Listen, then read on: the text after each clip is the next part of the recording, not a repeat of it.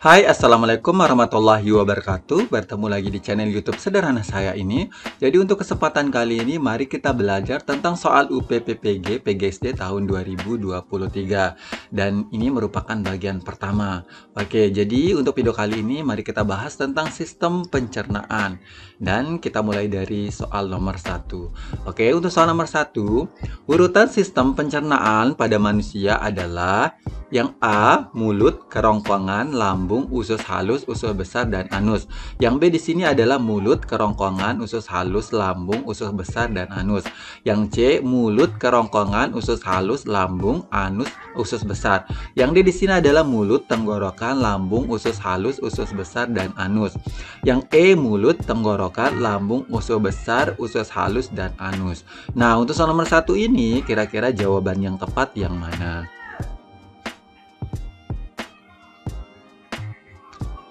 Oke, jadi untuk soal nomor 1 ini, jawaban yang tepat adalah yang A, yaitu mulut, kerongkongan, lambung, usus halus, usus besar, dan anus. Nah, jadi ini sistem pencernaan ya, dari urutan pertama hingga akhir. Oke, sekarang kita lihat penjelasan singkatnya. Kita mulai dari mulut. Nah, dari mulut, proses pencernaan dimulai di dalam mulut. Nah, kemudian tempat terjadinya pencernaan mekanis dan kimiawi.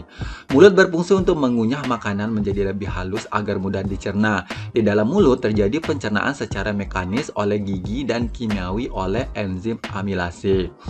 Berikutnya ada esofagus atau kerongkongan. Ini adalah saluran yang menghubungkan mulut dengan lambung. Saluran ini merupakan jalan bagi makanan yang telah dikunyah dari mulut menuju proses pencernaan selanjutnya di dalam lambung. Berikutnya ada lambung. Nah, lambung ini memiliki 3 fungsi utama dalam sistem pencernaan manusia, yaitu menyimpan makanan dan cairan yang tertelan, mencampur makanan dan cairan pencernaan yang diproduksinya, berikutnya perlahan-lahan mengosongkan isinya ke dalam usus kecil. Berikutnya di sini adalah usus halus. Usus halus ini adalah organ merupakan tempat penyerapan sari makanan dan tempat terjadinya proses pencernaan yang paling panjang. Ada usus besar, ini makanan yang tidak dicerna di usus halus seperti selulosa bersama dengan lendir akan menuju ke usus besar menjadi feses. Di dalam usus besar terdapat bakteri E. coli yang membantu proses pembusukan sisa-sisa makanan menjadi feses. Nah, yang terakhir di sini ada anus. Nah, sisa isi usus besar yang telah menjadi feses kemudian disalurkan ke arah rektum. Rektum adalah bagian akhir dari usus besar yang berfungsi sebagai tempat penampungan feses sementara sebelum dikeluarkan dari tubuh. Oke, sekarang kita lanjut ke soal nomor 2. Nah, untuk soal nomor 2, hewan memama biak dapat mencerna selulosa karena adanya enzim selulase yang dihasilkan oleh yang A di sini adalah dinding rumen, yang B dinding omasum yang bersifat asam, yang C di sini adalah bakteri yang dihasilkan oleh retikulum, yang D bakteri dalam rumen dengan suasana basa atau alkalis, yang E adalah dinding obomasum. Nah, obomasum ya. Oke, sekarang untuk soal nomor 2 ini kira-kira jawaban yang tepat yang mana? Oke, jadi untuk soal nomor 2 ini, jawaban yang tepat adalah yang A, yaitu dinding rumen. Nah, sekarang kita lihat penjelasan singkatnya. Oke, sebelum kita membahas tentang satu-satu, jadi ini silakan teman-teman memperhatikan gambar ini ya, sistem pencernaan yang ada pada sapi. Nah, kita mulai dari rumen, kemudian ada retikulum, kemudian ada omasum dan abomasum. Nah, sekarang kita lihat penjelasan singkat satu-satu ya. Kita mulai dari rumen. Jadi rumen ini merupakan gudang sementara bagi makanan yang ditelan.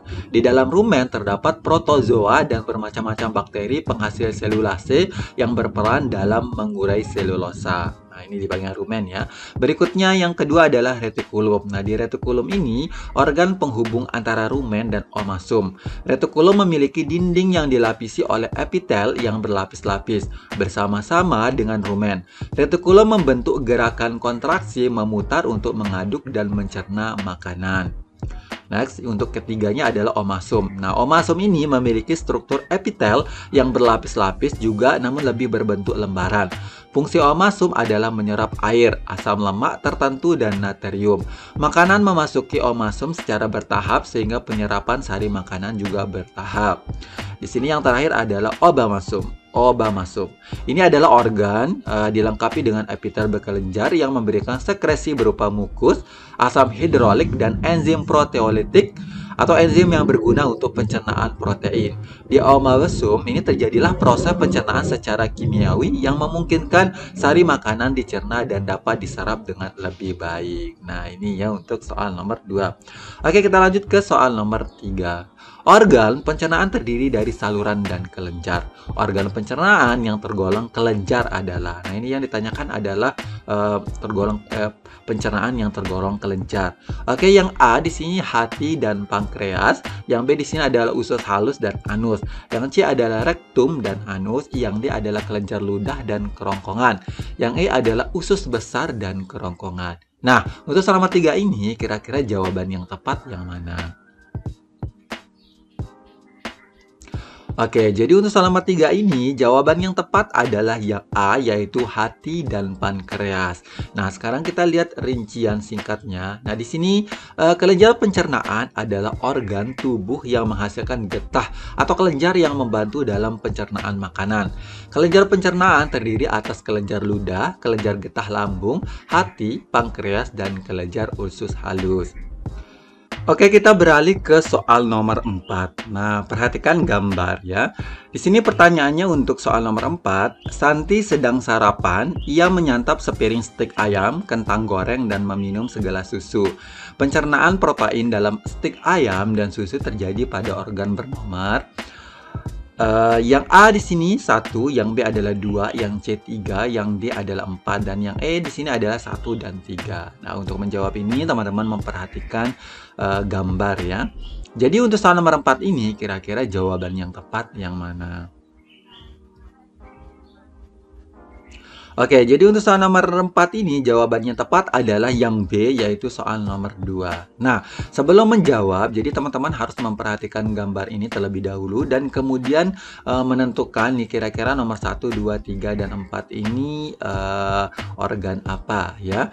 Oke, sekarang ini ada keterangan. Jadi yang nomor 1 ini adalah hati, yang kedua ini adalah lambung, yang keempat ini yang ketiga adalah usus halus, yang keempat adalah empedu. Nah, sekarang kita lihat rincian jelasnya. Nah, di sini lambung dalam organ pencernaan berfungsi sebagai mencerna segala gizi, protein, dan kalori pada makanan dibantu oleh enzim-enzim yang bekerja. Di sini gastrin yaitu membantu lambung cepat bekerja mencerna, sedangkan asam klorida atau HCl ini memecah protein dalam makanan. Kemudian ada pepsin yaitu memecah protein menjadi peptid. Nah, ininya di bagian lambung yang bekerja sehingga jadi protein yang dicerna ini tentu beradanya di bagian lambung. Oke, sekarang kita beralih ke soal nomor 5 atau yang terakhir. Jadi kita belajar sedikit-sedikit aja ya. Oke, sekarang kita baca soal nomor 5. Jadi untuk soal nomor 5, bahan dan hasil dari kerja enzim limpase pada tabel berikut yang benar adalah, nah di sini yang A ada bahannya yaitu lemak, jadi nanti hasilnya adalah pati. Berikutnya yang B, protein diubah menjadi asam lemak. Kemudian yang C, lemak menjadi asam lemak. Yang D adalah protein menjadi asam amino. Yang E, asam amino menjadi protein. Nah, untuk soal nomor 4 ini, nomor 5 ini kira-kira jawaban yang tepat yang mana? Oke, jadi untuk soal nomor 5 ini jawaban yang tepat adalah yang C, yaitu lemak diubah menjadi asam lemak. Oke, sekarang kita lihat uraian singkatnya. Jadi, enzim limpase ini merupakan salah satu jenis enzim pencernaan. Sebagian besar enzim limpase diproduksi di pankreas, tetapi enzim ini juga diproduksi di dalam organ lainnya seperti lambung dan hati. Limpase juga diproduksi di mulut, jaringan lemak, dan dinding pembuluh darah. Berikutnya, enzim lipase bertugas membagi lemak menjadi asam lemak dan gliserol yang berada pada pankreas dan lambung. Nah, ini yang untuk soal nomor 5. Oke, terima kasih dan jangan lupa untuk kita diskusi kira-kira ada jawaban yang salah atau penjelasan yang salah. Next, kita ke bagian berikutnya ya. Kurang lebihnya mohon dimaafkan. Wabillahi taufiq wal hidayah. Assalamualaikum warahmatullahi wabarakatuh. Bye-bye.